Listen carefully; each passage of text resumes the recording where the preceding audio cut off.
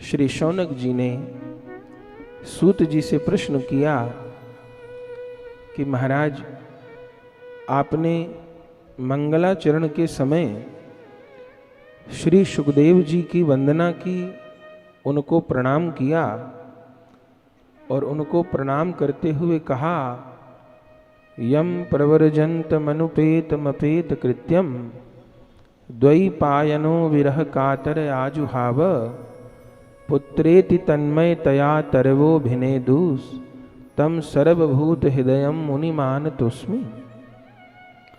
उन सुखदेव जी को, उन महामुनि को प्रणाम है जो जन्म ग्रहण करके एक मुहूर्त भी अपने माता पिता के निकट नहीं रहे, गृह त्याग करके चल पड़े।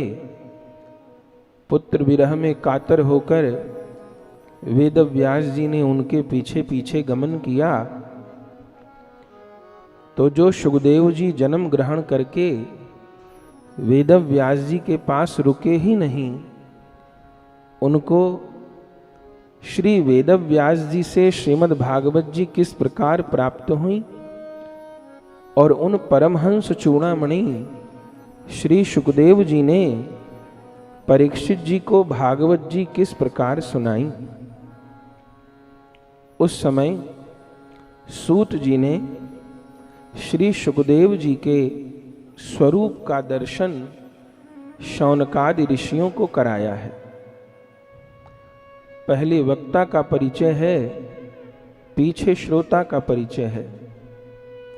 श्री सूत जी ने शौनक जी महाराज को कहा, हे शौनक जी, आप सुखदेव जी को कोई सामान्य महात्मा मत मानिए। वे केवल महामुनि नहीं हैं, वे केवल वेद व्यास जी के पुत्र ही नहीं हैं, तो वे कौन हैं?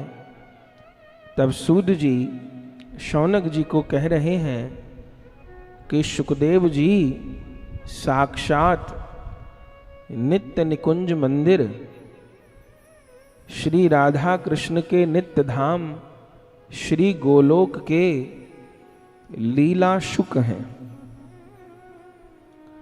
श्री कृष्ण का नित्य धाम श्री गोलोक है।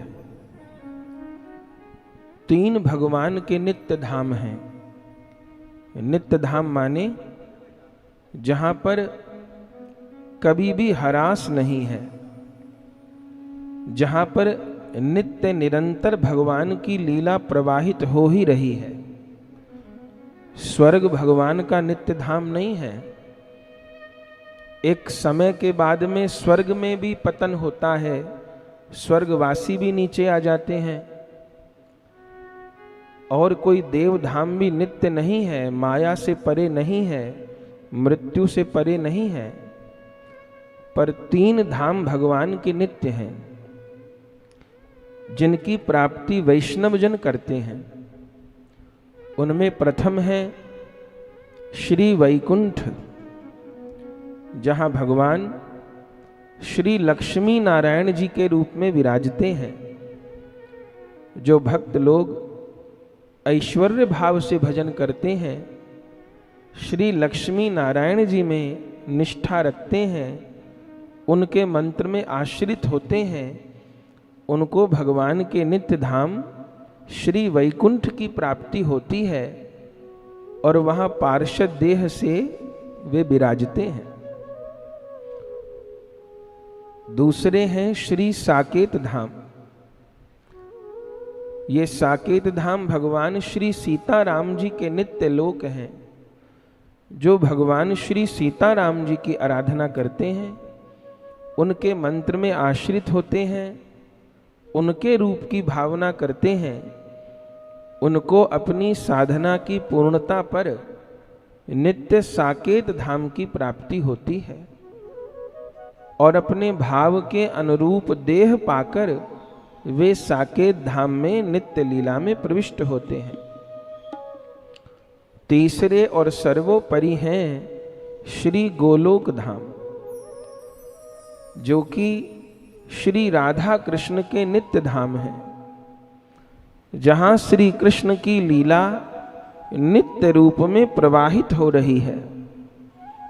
जो भक्त रसिक जन श्री राधा कृष्ण की उपासना करते हैं, उनके मंत्र में आश्रित होते हैं, श्री राधा माधव के रूप की भावना करते हैं, उनको अपने भाव के अनुरूप सिद्ध देह की प्राप्ति होती है और भगवान के नित्य धाम श्री गोलोक में प्रवेश प्राप्त होता है। तो श्री वैकुंठ, श्री साकेत और श्री गोलोक ये भगवान के नित्य धाम हैं।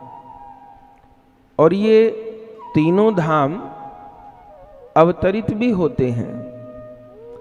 जैसे भगवान अवतार लेते हैं, ऐसे भगवान के ये नित्य धाम भी अवतार लेते हैं। चूंकि ये धाम जड़ नहीं है, ये धाम चिन्मय है। भगवान के भीतर जो संधिनी शक्ति विराजती हैं, भगवान की तीन मुख्य शक्ति हैं, स्वरूप शक्ति, तटस्था शक्ति और बहिरंगा शक्ति। इनमें बहिरंगा शक्ति तो माया शक्ति है, तटस्था शक्ति हम सब जीव हैं, और जो भगवान की स्वरूप शक्ति है, उस स्वरूप शक्ति के तीन प्रकार हैं। संवित स्वरूप शक्ति, संधिनी स्वरूप शक्ति और अहलादिनी स्वरूप शक्ति। अहलादिनी स्वरूप शक्ति साक्षात श्री जी हैं, श्री राधा हैं। जो संवित स्वरूप शक्ति है वह ज्ञान शक्ति है, जिससे भगवान भगवत्ता का बोध करते हैं। और जो संधिनी स्वरूप शक्ति है, इसके द्वारा भगवान अपने धाम प्रकट करते हैं। ऐसा समझ लें कि भगवान के धाम में और भगवान में भेद नहीं है।